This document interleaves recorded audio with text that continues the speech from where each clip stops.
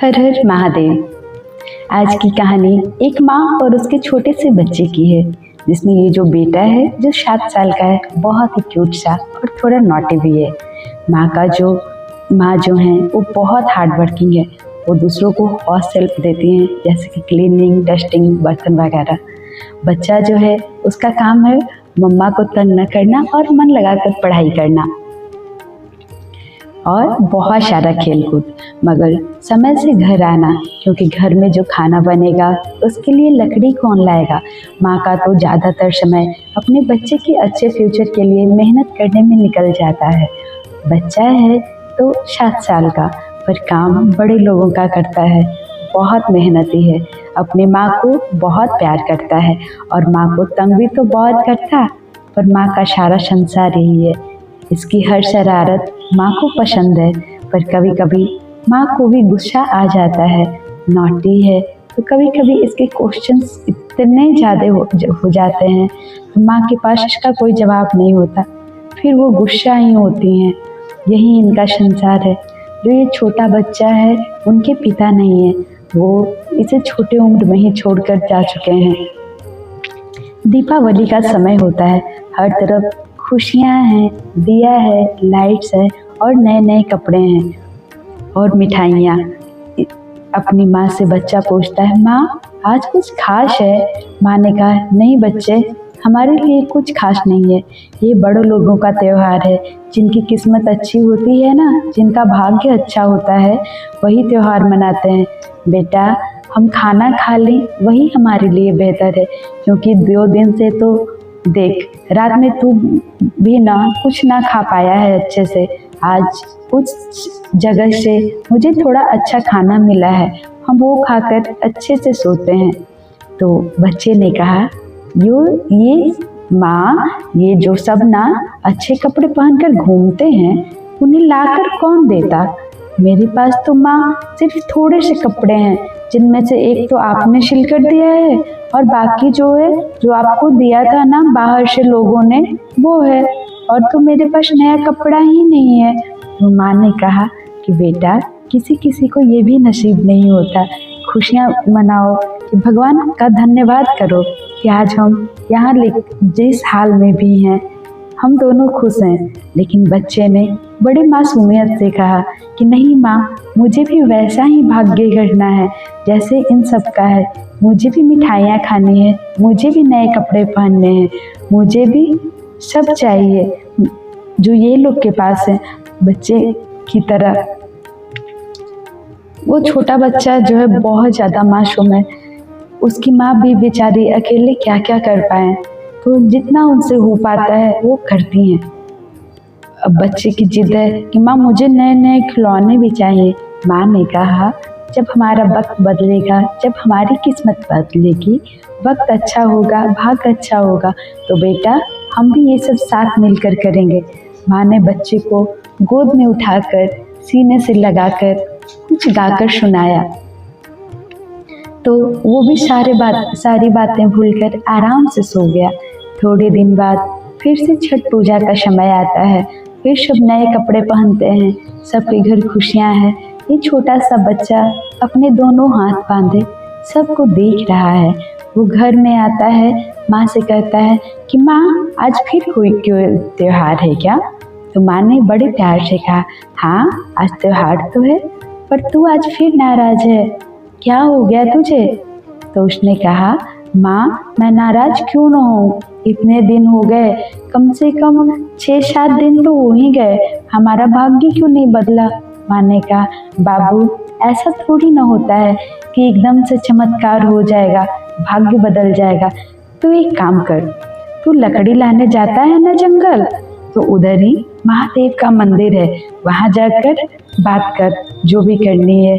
मेरा दिमाग खराब मत कर, मेरे पास ऐसे ही 100 काम होते हैं घर के, फिर 3 घर और हैं जहाँ मैं काम करती हूँ। बेटा, मुझे साफ सफाई के लिए जाना होता है, तू मेरा दिमाग खाता रहेगा तो मैं कैसे कर पाऊँगी?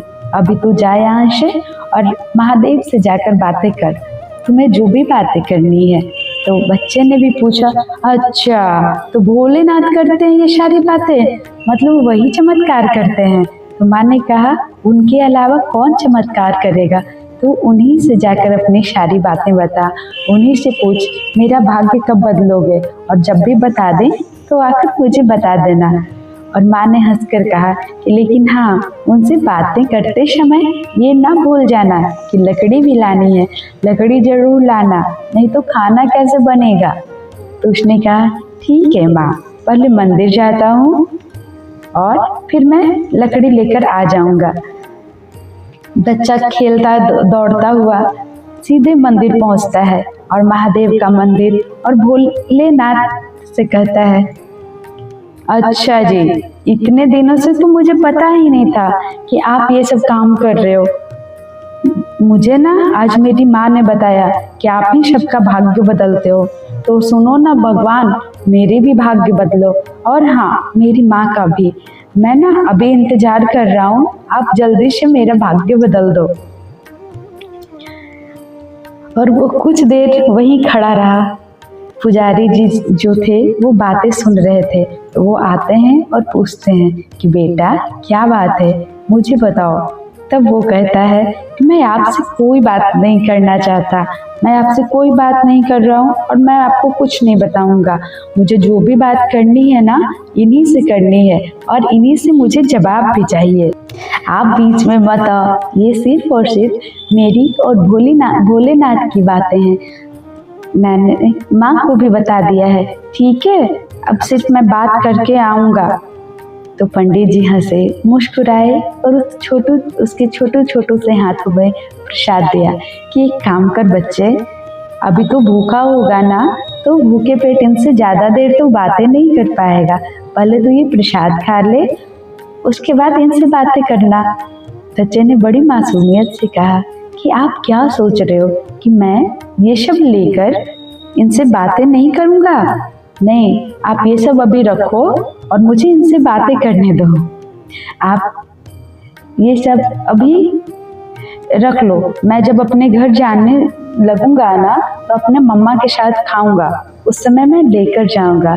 पंडित जी हंसते हैं और थोड़ा ज़्यादा प्रसाद वहीं पर रख देते हैं कि तेरी बातें भोलेनाथ से हो जाए तो ध्यान से प्रसाद अपने घर लेते जाना। ये छुटकू महादेव से बातें कर रहा है और लगता है जैसे महादेव मुस्कुरा रहे हैं। पार्वती माँ हंसकर पूछ रही हैं कि आपका छोटा सा भक्त आपसे अलग ही तरीके से बात कर रहा है, आप जवाब क्यों नहीं देते? महादेव, ऐसा लग रहा है जैसे हमारे प्रिय महादेव बोल रहे हैं कि अभी इसका वक्त सही नहीं है, जैसे ही इसका वक्त आएगा मैं खुद इससे बातें करूँगा। पर वो जो बच्चा है उसके बहुत सारे प्रश्न हैं कि महादेव, सबके पास नए नए कपड़े हैं, मेरे दोस्त के पास अच्छे अच्छे खिलौने हैं, मेरे पास तो कुछ नहीं है, क्या आप सिर्फ उन लोगों के ही भोलेनाथ हो, मेरे नहीं हो? मानो सारे देवी देवता उस बच्चे का कोमल हृदय का कमाल देख रहे हो जो कि वो अपने भोलेनाथ से कर रहा है। यहाँ पर तो वो भक्त है जिसकी आंखों में आंसू नहीं, नाराजगी नहीं, वो बस गुस्सा है और हाथ जोड़कर वो महादेव से ढेर सारे प्रश्न कर रहा है। अब होता कुछ ऐसा है कि बच्चा अब हर दिन अब मंदिर जाता है और भगवान से वैसे ही प्रश्न करता है जैसे हम अपने माता पिता से जिद करते हैं, वैसे ही वह हमेशा यही कहता है कि महादेव आप मेरा भाग्य कब बदलोगे। और घर आकर अपनी माँ को फिर बताता कि माँ, मैंने आज महादेव से अपनी सारी बातें बता दी है, महादेव तो सुनते ही नहीं, बस वहाँ उनका एक आदमी होता है ना, वही प्रसाद देकर चला जाता है। माँ बेचारे भी अपना काम निपटाते निपटाते थक जाती थी, तो वो भी क्या करें, वो बोलते हैं कि सुन, तू अपनी ये सब बातें ना महादेव को ही बता, मैं बहुत थक गई हूँ। बेटा खाना खा ले, कल तुम्हें स्कूल जाना है और मुझे काम करने दूसरों के घर। उनका यही दिनचर्या चल रहा था।